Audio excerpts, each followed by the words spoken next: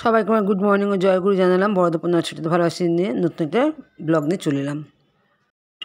তো আজকে রান্না করব ডিমের তরকারি, ডাল করব, আর হচ্ছে তোমার পটল ভাজা। তো আজকে কোনো রেসিপি তোমার সঙ্গে শেয়ার করবো না। তো মনে রান্না করতে হঠাৎ দেখলাম যে জলের আওয়াজ, তো পাশে বাড়ি তাকিয়ে দেখলাম যদি জলের ট্যাঙ্কের পাইপটা ভেঙে গেছে, ওখান থেকে জল পড়ছে। তো ছাদে এলাম, দেখতে এলাম যে ব্যাপার কী। তো এসে দেখলাম যে ও বাবা, দেখলাম হনুমানের দলরা এসছে, আর তাদের এই কাণ্ড কারখানা। ওদের ছাদের যে ট্যাঙ্কের জল থাকে, সেই ট্যাঙ্কের পাইপটা পুরো ফাটিয়ে দিয়েছে। এদিকে ওদিক ঘুরে দেখলাম ওই কর্নার একখানা আর কি বসে আছে। আর ভিডিওটা আমার উল্টো করে ধরা হয়েছে বলে ছোট হয়ে গেছে আর কি, লম্বা করে ফেলেছি। আর আমার ভয় লাগছিলো। তো যাই হনুমানটা আর কি লাফিয়ে আবার ওদের ছাদে চলে গেছে, পাশে বাড়ি। তো এরকম অনেকগুলো হনুমান এসছে পাশে বাড়ি আর কি, তনুদের বাড়িতে দেখলাম বসে আছে। আর আমার তো ভয় লাগছে যদি আমাকে তাড়া করে। আর চিন্টু লাঠি নিয়ে এসছে, যদি হনুমান তাড়া করে তাহলে ও আবার হনুমানকে তাড়া করবে। তো বন্ধুরা, আমার মোটামুটি রান্না হয়ে গেছে। আর এই যে দেখো, ডালটাকে আমি একটু নেড়ে চেড়ে দিচ্ছি, ওর মধ্যে একটু আমি লঙ্কা দিয়েছি। তো এখন দেখো রান্না তো হয়ে গেছে, এখন হচ্ছে আমার এগুলো পরিষ্কার করতে হবে। আর তোমরা যে যেখানে ভিডিও দেখছো পুরোটাই ওয়াচ করো, আশা করি ভালো লাগবে। স্কিপ করে কেউ বন্ধুরা ভিডিও দেখো না, অনুরোধ রইল তোমাদের কাছে। আর কি বলো তো, তোমাদের সঙ্গে এখন আবার শেয়ার করি। এখন তো তোমরা দেখছো, আগের ভিডিওতে বলেছি, এখন দেশ জুড়ে সব জায়গায় এক হচ্ছে বাংলাদেশের যে অবস্থা, আর তার মধ্যে আমাদের দেশে আবার একখানা ভয়ঙ্কর ঘটনা ঘটে গেল এর মধ্যে। তো বন্ধুরা, শুনলাম যে আজকে প্রতিবাদ মিছিল বেরোবে, সব জায়গা থেকে মানুষ আসবে। তো আমারও যাওয়ার ইচ্ছা ছিল, কিন্তু যেতে পারিনি।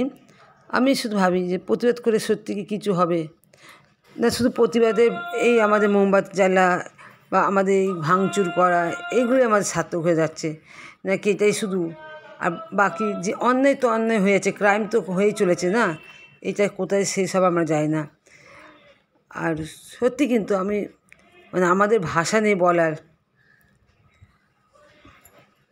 তবে একটা অ্যাপে দেখছিলাম, মেয়েটি বলছে আর কি, তার মেয়েটার এতে বলছে মানুষ তার কথা প্রসঙ্গে বলা হচ্ছে যে মা, আজকের দিনটা যদি জানতাম আমার জীবনের শেষ দিন, তাহলে আমি হয়তো নিজে আগে থেকে সতর্ক থাকতাম।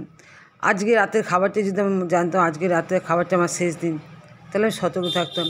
ওরা আমাকে ক্ষতবিক্ষত করে দিচ্ছে, আমার দেহটাকে ক্ষতবিক্ষত। সত্যি মেয়েটা কী সুন্দর দেখতে ছিল, দেখলাম তো খারাপ লাগছে।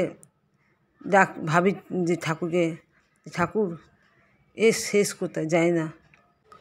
আবার একটা আকাশ থেকে নক্ষত্র ঝরে গেল, যে নক্ষত্রগুলো আমাদের একটু একটু করে আলো দিতে দিতে একদিন হয়তো খুব বেশি করে আলো দিত আমাদের অন্ধকার জীবনে রাস্তায় চলার জন্যে। সেই নক্ষত্রগুলো আস্তে আস্তে ঝরে যাচ্ছে আকাশ থেকে। তো যাই হোক, মনটা খুব খারাপ লাগছিল যে রাত পোহালে তো 15ই আগস্ট, তার আগের দিনই এরকম, তার মধ্যে চারিদিকে ভাঙচুর, কী বিভৎস অবস্থা। কষ্ট লাগে এগুলো ভাবলে। ছোটো থেকে দেখো, আমরা কেউ তো খারাপ হয়ে জন্মাই না, তাই না?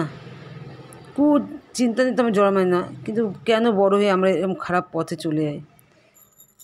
কেন খারাপটাকে এত প্রাধান্য দিই? কেন অন্যটা করার আগে চিন্তা করি না যে পরিণামটা কী হবে? যাক, আমি একটা ভিডিও রিলস করছিলাম আর কি, স্বাধীনতা উপলক্ষে। তো সেটা মেকআপগুলো তুলে দিয়ে তোমাদের কাছে এলাম। আর ওই যে বললাম ভিডিও বড় যাচ্ছে, তাই কেটে কেটে বাদ দিতে হচ্ছে বলে ভিডিওর এদিক ওদিক আর কি, কথার সঙ্গে ভিডিওর এত মুখটা মিলবে না। তো চলো, ভিডিও শেষ করছি। সবাই ভালো থেকো, প্রত্যেকের জন্যে, ভালো খারাপ সবার জন্য আমার মঙ্গল প্রার্থনা রইল, কারণ আমরা সবাই মানুষ, ভালো থাকতে চাই।